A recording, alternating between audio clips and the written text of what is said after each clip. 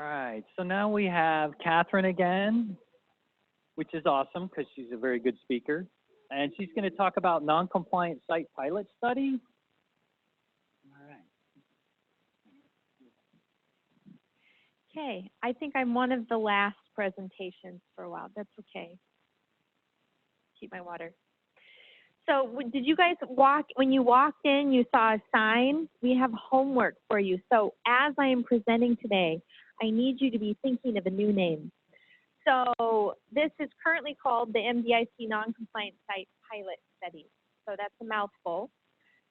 And so I'm going to give you an update on that. You'll notice that throughout the entire presentation, it will say under development, work in progress. That is intentional. It's not that I didn't finish the slides. It's just to tell you that I'm going to give you a high-level overview, but because we have an actual face-to-face tomorrow with the team at the MDIC office where we're going to put together all the details, some of this might shift slightly. We do believe that most of this is going to stay the same, but it could shift.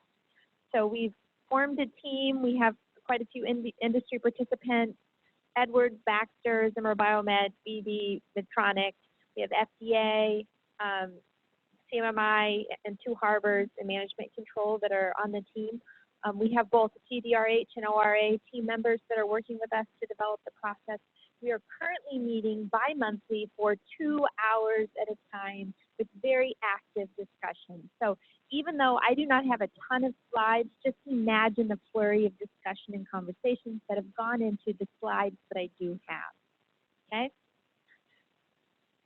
So before I even start, what we want you to do is to help us select a new name, okay? So we're looking for a name that reflects the intent of the program, but that people will be proud to say, I am a member of this program. I don't know many people that would say, hey, look, I'm totally participating in the non-compliant site program, okay? So we're looking for one, you know, developing maturity, something that's going to reflect the intent of the program. So we have a poster in the back and a suggestion box, like an old school suggestion box. So for those of you who think that we're getting too techy and there's going to be stuff stuck in our bodies very soon, we have a very non-tech way of collecting ideas. And so before you leave, jot it on a piece of paper, tear it up, stick it in there. We're going to be reviewing it as a team, and we'll give our recommendations to the Case for Quality Steering Committee at MDIC, and they'll select the one that best fits the program. So, but we really want a new name. We don't want to be called the non-compliant site team. So I was going to give you an idea of where we are, like what we've done and where we're headed. So our progress, what's been done, we've formed the team, we've gotten alignment around our pilot goals, and that may seem simple, but it really is something that takes some deep discussion to get with all the different perspectives that are coming onto this team. We have identification of key program elements, and so all of these I'll be able to give you a little bit more detail on in this presentation. What still needs to be done, we need to do our initial pilot study definition. This is tomorrow. So all the details that would answer probably a majority of your questions will occur tomorrow. We're also going to go over enrollment requirements and talk through some multiple learning cycles through test case scenarios. We don't know how many phases we'll have yet, but it's going to be much quicker than the current VIP program because we only have 9 pilot sites that are going to be a part of this program. And the final report is September 22. So this is the pilot study goals, and I'm going to read these. There's a lot of thought that goes behind these, and so the goal of the program is to test elements of the Case for Quality Voluntary Improvement Program that would then be modified for manufacturers whose quality system requires assistance in achieving or sustaining regulatory compliance. Also, we want to identify objective metrics to provide the agency oversight of product quality throughout the process or the pilot. The purpose of the pilot is to provide systemic insight to improve the effectiveness of the quality system and to accelerate improvement efforts to reach and maintain compliance.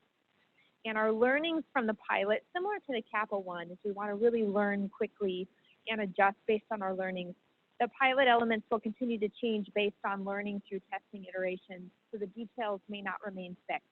Again, we're going to have, it's one of the reasons we've spent so much time in discussion and talking with each other, and looking through the elements of the program is we recognize we have so few sites to try this on, being 9 versus the large number that's been in VIP. So we really want to get it as close to good as possible from the beginning. These are our goals. The required pilot elements, some of these will look familiar to you. So the top one is the application of the CMMI assessment approach and check-ins to drive systemic and targeted improvement. So that one, along with the identification of objective metrics for oversight of product quality, that is going to look familiar. I mean, those are both elements of the VIP program today. So these will look different for the non-compliant site, soon to be named something different program, but those two elements are a part of that. The third one is maybe new for some of you, and that's the application of the residual risk assessment to monitor and to provide control of product risk during the pilot. And that's where you use the MOD data and take a look at that and do a residual risk assessment for a risk in the market for those sites that are a part of this program to be able to make sure you do no harm to that as a part of the pilot. And then the last piece is a reinspection piece of the site to confirm the pilot activities have achieved resolution of the compliance action. And for this reinspection, we really want to show that these elements were able to provide systemic improvement to enable compliance actions to be closed faster and more sustainably. We don't necessarily know what that reinspection will look like, so that will be evaluated as a part of this pilot as well.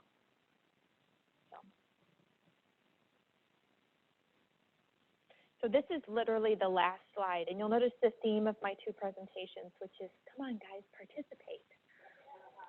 So we have a few sites that are already very interested in joining the pilot.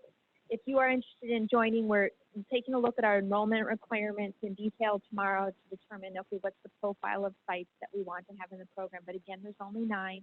But if you're interested, contact me and Alan about that. I've got our emails on here, and let us know that you're interested, because we do need more sites at this point. And that'll open it up for any questions that anybody has about the program. Any good names you can think of?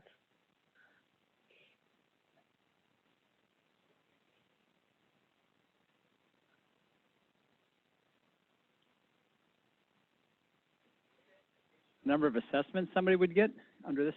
Because it's like a 2-year program, you're saying, so usually a reinspection time is within a year, Yeah, we still have to establish the reinspection, but it potentially would look similar to today where you'd redo it and you'd have a reappraisal at the end of the year. And so ideally, you'd move so quickly into compliance that you'd be able to move into the VIP program. Yeah. Anyone else?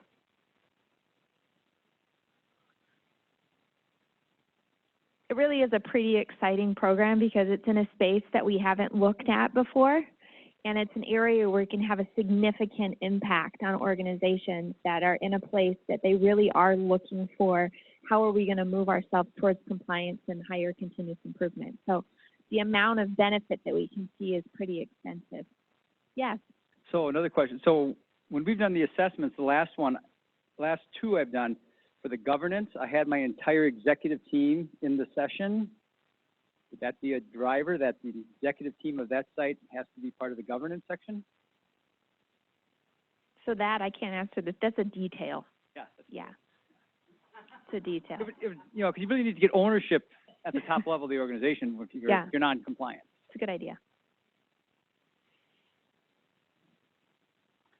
Hey, in terms of context, medical device context, are the core areas, the core practice areas, going to be the same for this group of participants as it is for the other group, or? It's an excellent question. That's one of the details we'll be talking through tomorrow. However, we have established as a team that there will be a core set, and there will be those that are flexible based on where the non-compliance is within the organization.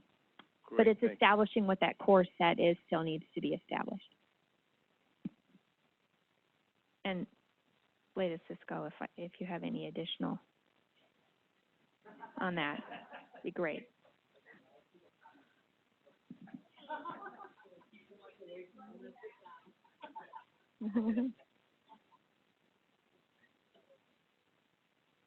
So I think they, there's work that needs to be done, but I think even from what we've learned within the original VIP program, back to the point of, the leadership engagement and all that stuff, those practices that we think are relevant across the board to sustain that, they're probably ones that we said are a good foundation, but is that all of them?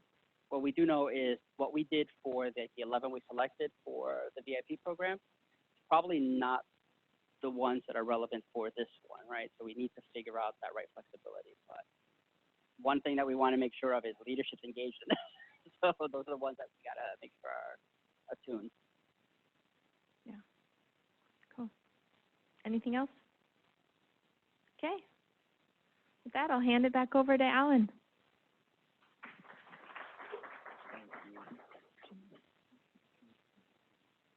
Thanks, Catherine. That was awesome. And I know she said she's asking for people to sign up, but I think we made it a requirement to, as part of security here, that you can't check out unless you sign up to one of these programs. So start thinking about which one. So that is the end of all the planned presentations and sessions. So I just wanted to take a moment to ask the group if there's any thoughts or comments or questions that maybe you didn't get to ask or you thought of since the presentation in the session, to kind of open the floor for any questions or comments or thoughts you might have on any of the sessions.